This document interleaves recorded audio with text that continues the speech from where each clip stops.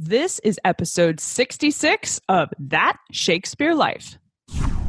Hi, I'm Paul Edmondson, Head of Research for the Shakespeare Birthplace Trust and co-editor with Stanley Wells of the Shakespeare Circle, an alternative biography. Another great method for studying the life of William Shakespeare includes listening to this. It's That Shakespeare Life with my friend Cassidy Cash.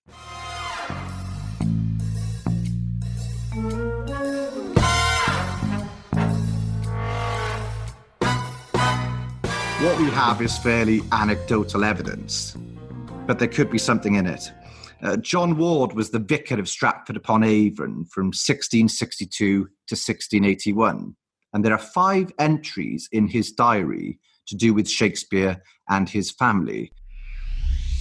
Welcome to That Shakespeare Life with Cassidy Cash. Cassidy believes that if you desire to successfully learn or perform Shakespeare's plays, then understanding the real life and history of William Shakespeare himself is a must. That Shakespeare Life is the podcast that helps you go beyond the curtain of some of Shakespeare's most iconic works and explore the world of early modern England as Shakespeare would have lived it, learning from the writers, historians, and performers who know it best. And now, here's Cassidy. When William Shakespeare died in Stratford Upon Avon, England in 1616, the world lost an incredible soul who left behind a legacy that would far outlast his years. But how did the world's greatest playwright die? And why was he buried in a small, humble church in a quaint market town instead of lauded from the rooftops of London as the world mourned his passing? Here to take us back to 1616 and walk us through the myth, the legends, and the facts surrounding the death of William Shakespeare is our guest, Darren Freebury Jones. Darren Freebury Jones is a lecturer in Shakespeare studies at the Shakespeare Birthplace Trust. His work involves building and developing relationships with schools, universities, and organizations in the USA through regular teaching tours. He works on the Trust's online educational resources as well as lecturing at the Shakespeare Center. His 2016 doctoral thesis examined Thomas Kyd's influence on Shakespeare's early work. His recent and forthcoming work on the plays of authors such as Shakespeare, Kyd, Lyly, Marlowe, and others can be found in Journal of Early Modern Studies, Medieval and Renaissance Drama in England, Renaissance and Reformation, and Texas Studies in Literature and Language, among several others. Hello, Darren. Welcome to the show. Hello, Cassidy. So how old was William Shakespeare when he died? Shakespeare was 52 when he died, and there's a chance he actually died on his birthday. The line from The Winter's Tale springs to mind. Thou metst with things dying, I with things new born. Shakespeare was baptized on the 26th of April, 1564. And many people think he was born 3 days earlier, which happened to be St. George's Day. Baptisms usually took place within 3 days of a child being born, and parents were instructed by the prayer book to make sure their children were baptized no later than the first Sunday after the birth. So it's unlikely that Shakespeare was born earlier than the previous Sunday, the 23rd of April. Very poetic of Shakespeare. We'd expect nothing less. Ben Jonson and Edward Allen both died at almost 70 years of age, outliving Shakespeare by close to 20 years. Was 52 considered an old age for early modern England, or did William Shakespeare die young? I've heard very conflicting accounts about average life expectancy during the early modern period. Some people say early 30s to mid 40s, and I think there's a great many factors to account for. For instance, we should remember that Shakespeare was incredibly lucky to survive beyond 3 months old, given the outbreak of plague in Stratford Upon Avon in 1564. It could be argued that Shakespeare's greatest achievement wasn't all the incredible plays and poems he produced, but actually surviving this outbreak. A few of his siblings died very young. His sister Joan at 2 months old, Margaret at 1 year old, and Anne at 8. Although his one sister, Joan Hart, actually lived into her late 70s, 77, in fact. One doesn't get the sense that Shakespeare was seen as being terribly old when he died. A certain J.M., who might have been a chap named James Mabbs in an elegy appended to the first folio, laments, "We wondered, Shakespeare, that thou wentst so soon." So it seems that, at least in this writer's eyes, Shakespeare died fairly young. So maybe he didn't necessarily, no one was surprised at his death, let's say, but there were people who lived longer. Now, do we have records of how he died?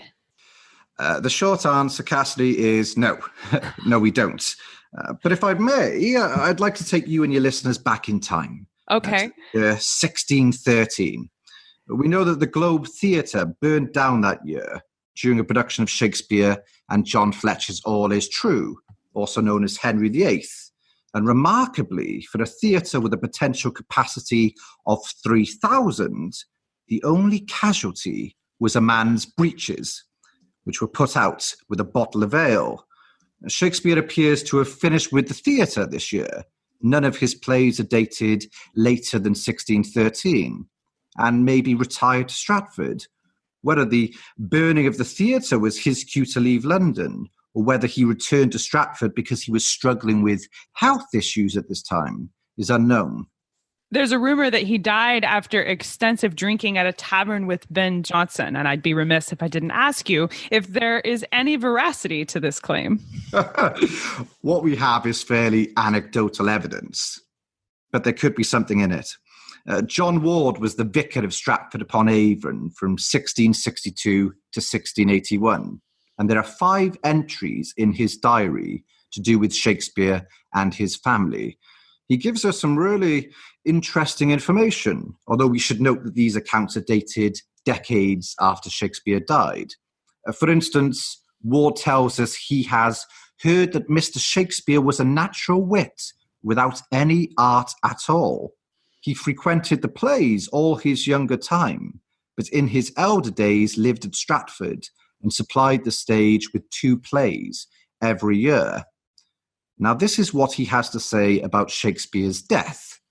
Shakespeare, Drayton, and Ben Jonson had a merry meeting, and it seems drank too hard, for Shakespeare died of a fever there contracted. As you allude to, Cassidy, the merry meeting refers to a supposed night drinking with fellow poets and playwrights Ben Jonson and Michael Drayton. This is the only source for this account of Shakespeare's death. Some people accept this account, others are more wary. I quite like the idea of the greatest writer in the history of the English language dying of a really bad hangover. I can empathize with that. Well, yes. And of course, it adds the artistry to his life that we would enjoy. But I read that taverns and pubs were generally the place where men of London would get their regular meals, such that going there was not necessarily the drunken partying image of Shakespeare that some might take away from the legend. Is it possible Shakespeare had just gone to dinner with a friend that night? If the meeting that Ward refers to did occur, it was most likely at Shakespeare's home in Stratford Upon Avon, New Place. I think it's therefore possible that Shakespeare simply dined his fellow poets and playwrights. There are a couple of apocryphal stories about Shakespeare being a bit of a hellraiser when it came to drinking, including his challenging some infamous drinkers in Bidford upon Avon, a village in Warwickshire, where he fell asleep under a crab apple tree. The fact of the matter is that most people would likely be a little tipsy, even if they were just meeting for dinner in London, because people tended to drink cheap ale, as the water was considered unsafe. Well, why do some historians believe that the bard died of pneumonia? I mean, he said a fever there contracted. Are they extrapolating there that means pneumonia? Well, some scholars have pointed out that Shakespeare's signature in his will are a little, if you'll excuse the pun, shaky. So it's conceivable he was suffering from pneumonia or maybe typhoid fever at this point, which might have caused him to tremble. Where was Shakespeare when he died? Was he attended by anyone, and are there official records of his death? It's believed that Shakespeare's death occurred in New Place, and that Shakespeare would have been attended by his son-in-law, Dr. John Hall, the town physician. The only known end-of-life documentation is a record of his burial 2 days later. The Stratford Parish Register records Shakespeare's burial on April the 25th, 1616, and the inscription on Shakespeare's funerary monument in Holy Trinity Church tells us that he died 2 days earlier, on April the 23rd. Now, visitors to Stratford upon Avon can see his gravestone at Holy Trinity. They can also see the funerary monument I mentioned, one of just two incontrovertible likenesses of Shakespeare carved in limestone by Gerard Johnson, as well as a rather cryptic poem celebrating Shakespeare's greatness as a writer. Shakespeare updated his will a month before his death. Was that a coincidence, or do you think the proximity to his death might suggest Shakespeare knew he was dying? Well, in his will, Shakespeare claims that he's in perfect health, and then he goes and dies just under a month later. So it's possible that he knew he was going to shuffle off his mortal coil at some point in the near future. Now, the will, drawn up by Shakespeare's lawyer friend Francis Collins, was first drafted in January 1616. The changes made on 25th of March that year could reflect the scandal going on regards his daughter Judith and her husband Thomas Quiney. They married on the 10th of February 1616. Quiney had an affair with a certain Margaret Wheeler, who died in childbirth just a month after Thomas and Judith's wedding. Shakespeare's alterations suggest that he was taking measures to protect his family. The phrase son-in-law is struck out and Judith's name inserted instead, and money was explicitly denied to Quiney unless he could bestow on Judith lands of equal value. Did Shakespeare have a lavish funeral? Although Shakespeare makes no mention of funeral arrangements in his will, we can safely assume that Shakespeare at least had a funeral. But Shakespeare's funeral would have most likely been a fairly understated affair, with a few words appointed to be read for the service in the Church of England's liturgy, as set down in the Book of Common Prayer. Shakespeare doesn't even appear to have been buried in a coffin. His body was wrapped only in a woolen shroud, which was regular burial practice. Shakespeare makes bequests in his will to certain friends in London and in Stratford of mourning rings, and it's possible that these rings were handed out at his funeral. Is that not surprising for someone of Shakespeare's status? I mean, I would have expected him to at least have the suggestion of him being buried somewhere like Westminster Abbey or somewhere of significance to London and even England. I mean, he was serving at the highest levels. It's interesting you should say that, Cassidy, because a chap named William Bass suggested that Shakespeare should have been buried at Westminster Abbey in an elegy written at some point between 1616 and 1623. This is what William Bass writes. "Renowned Spenser lieth thought more nigh to learned Chaucer, and rare Beaumont lie a little nearer Spenser to make room for Shakespeare in your threefold." Personally, I think it's appropriate that Shakespeare was buried in Stratford Upon Avon, which, despite commuting to London throughout his career, seems to have always been home in his mind. There's something of a lineup in Holy Trinity Church, with Shakespeare's gravestone next to other family members. So from left to right, you've got Anne Shakespeare, Shakespeare himself, Thomas Nash, the first husband of Shakespeare's granddaughter, Elizabeth Barnard, daughter of John and Susanna Hall.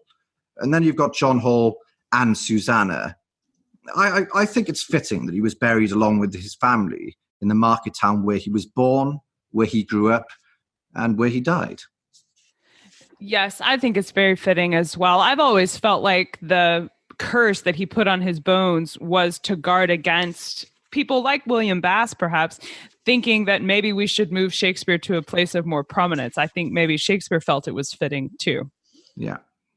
Now, I know we would love to explore some of these rumors and history further. So do you have books or resources that you can recommend we look at to learn more about Shakespeare's death? My colleague Sir Stanley Wells's book, Shakespeare for All Time, that provides a wonderfully rich account of Shakespeare's life and death in Stratford. You've also got the Shakespeare Birthplace Trust website, which has got a vast range of blogs on Shakespeare's family, his will, and his gravestone. So that's www.shakespeare.org.uk. We will link to both of these in the show notes for today's episode. Those are good suggestions. Thank you. Now, we ask everyone this next question here at That Shakespeare Life, and that's, what's the one book you would take with you on a deserted island? My friends in England tell me I'm supposed to allow you the complete works of Shakespeare and a copy of the Bible, so your choice would be in addition to those. Oh, I'm glad I get the complete works of Shakespeare. Oh, of course. We couldn't leave those out. Oh, that's a tricky one. I think my answer to this question would change every time you ask me. But the first novel I ever read was Mary Shelley's Frankenstein. And it's probably inspired and helped shape who I am in many ways. So when I was a little boy, I used to convince friends that I had a laboratory under my kitchen and that I'd created monsters who resided therein. So I was a bit of an odd child, I guess you could say. But Shelley's work helped me develop as a storyteller myself. And though I'm no modern Prometheus, the creative aspects of my personality maybe have something to do with reading this book at the age of 8. Well, I liked your selection to start with, but after hearing the story that goes with it, I think it's perfect. Well done. Your island will be nicely set up. Thank you. So what's next for you? What are you working on now that you're excited about? So I'm currently working on the first edition since 1901 of the early modern playwright Thomas Kyd's collected works. Kyd shared a room with fellow dramatist Christopher Marlowe in London, and he's most famous for writing the Spanish tragedy, which deeply influenced Shakespeare's Hamlet. But I and my co-editors, including such scholars as Brian Vickers, Martin Wiggins, and David Bevington, we're arguing for a much larger and more varied canon of works. I'm also hoping to publish a monograph on Kyd's profound impact on Shakespeare's dramaturgy, which I feel hasn't been properly recognized. Wow. Well, we'll look forward to keeping up with those when they become available. Well, Darren Freebury Jones, thank you so much for being here today and walking us through the story of Shakespeare's death. It's been a delight speaking with you. Thank you so much, Cassidy. It's been a real pleasure and privilege. You can find links to the resources Darren mentioned in today's episode, as well as find out more on Darren himself when you stop over at the show notes. Find more history about Shakespeare at cassidycash.com/episode 66. That's cassidycash.com/EP66. If you like the history you're learning here each week, consider supporting the podcast by becoming a member. Members get access to exclusive content, bonus episodes not available anywhere else. Learn more about that at cassidycash.com/member. That's it for this week here at That Shakespeare Life. I'm Cassidy Cash, that Shakespeare girl, and I hope you learned something new about the Bard. I'll see you next week. Bye-bye. Thank you for listening to That Shakespeare Life. As always, the best conversations happen after the episode over at CassidyCash.com. Become a part of a vibrant Shakespeare conversation by adding your voice over at the website. Until next time, remember, when you want to know William Shakespeare, you have to go behind the curtain and into That Shakespeare Life.